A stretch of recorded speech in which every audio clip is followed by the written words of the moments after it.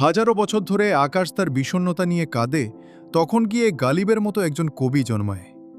উর্দু সাহিত্যের আকাশে তিনি এমন এক নক্ষত্র, যার আলো 1869 সালে নিভে গেলেও তার লেখনীর তেজ আজও কমেনি। তিনি মির্জা আসাদুল্লাহ বেগ খান, দুনিয়া যাকে চেনে মির্জা গালিব নামে।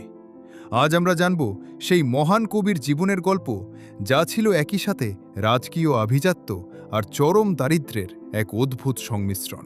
1797 সালের 27 ডিসেম্বর, মুঘল সাম্রাজ্যের সূর্য তখন অস্তমিত প্রায়। আগ্রার এক সামরিক পরিবারে জন্ম নেন মির্জা আসাদুল্লাহ। কিন্তু শৈশবটা তার মোটেও সুখের ছিল না।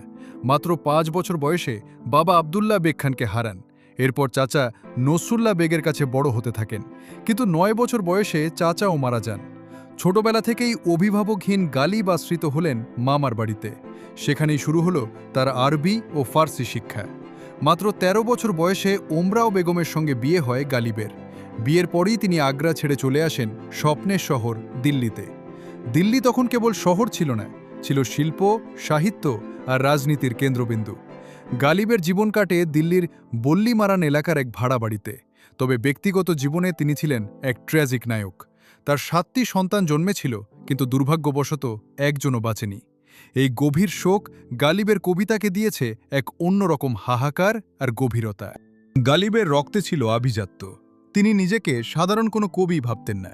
শেষ মুঘল সম্রাট বাহাদুর শাহ জাফর তাকে দাবিরুল মুল্ক এবং নজমুদ্দৌলা উপাধিতে ভূষিত করেন। সম্রাটের প্রধান কবি হওয়ার গৌরব অর্জন করেন তিনি। কিন্তু রাজকীয় সম্মান পেলেও গালিবের পকেট ছিল সবসময় শূন্য। ঋণের বোঝা, শরাব আর আমের প্রতি তার টান ছিল কিংবদন্তিতুল্য। তিনি প্রায়ই বলতেন, মদ খাওয়ার টাকা না থাকলে ঘরের আসবাবপত্র বিক্রি করে দেব, তবুও মদ্যপান ছাড়ব না। 1857 সাল, ব্রিটিশদের বিরুদ্ধে সিপাহী বিদ্রোহ শুরু হলে দিল্লির রাজপথ রক্তে ভিজে যায়। গালিব নিজের চোখের সামনে ধ্বংস হতে দেখেন তার প্রিয় শহরকে। মুঘল শাসন শেষ হলো, সম্রাটকে নির্বাসনে পাঠানো হলো। গালিবের পেনশন বন্ধ হয়ে গেল। জীবনের শেষ দিনগুলো তিনি চরম অর্থকষ্টে কাটিয়েছেন, কিন্তু তার কলম থামেনি। তিনি লিখেছেন, আমার কলম চলছে না, কারণ আমার হৃদয়ে রক্তক্ষরণ হচ্ছে। 1869 সালের 15 ফেব্রুয়ারি, দিল্লির সেই ভাড়া বাড়িতেই চিরনিদ্রায় শায়িত হন এই মহাকবি। গালিব বেঁচে থাকতে তার কবিতার মর্যাদা হয়তো সমাজ সেভাবে দেয়নি, কিন্তু আজ তার প্রতিটি শায়েরি লক্ষ লক্ষ মানুষের হৃদস্পন্দন। তিনি কেবল প্রেমের কবি ছিলেন না, তিনি ছিলেন জীবনের দর্শনের কবি। শেষ করছি তারই একটি বিখ্যাত পংক্তি দিয়ে, মौत का एक दिन मुअय्यन है, नींद क्यों रात भर नहीं आती।